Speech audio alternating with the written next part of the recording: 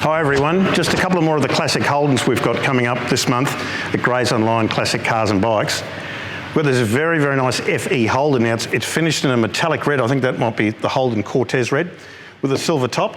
It's got very nicely finished red and cream vinyl interior, carpets, sun visor, good chrome on it, good wheels and tyres. The car starts up and fires up and does everything it should do.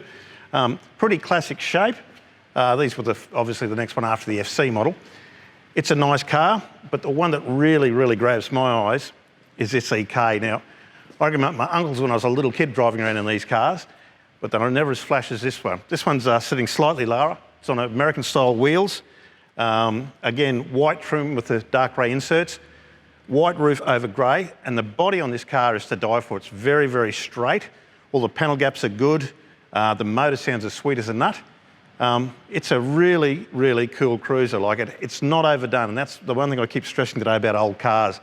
Some people buy the older model cars and they just overdo them. They put, flared the guards, or they chop the roofs, or they just do the wrong colour interiors and all that sort of stuff.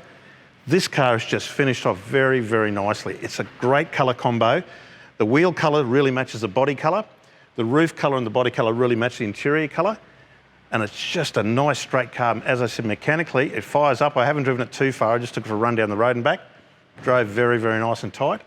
And just a classic early Holden cruiser. Now, they're not the price of a LJ Terran or anything like that, XU1 or anything that sort of stuff. They're still fairly well priced if you want an entry-level collector car and something that's pretty cool to drive.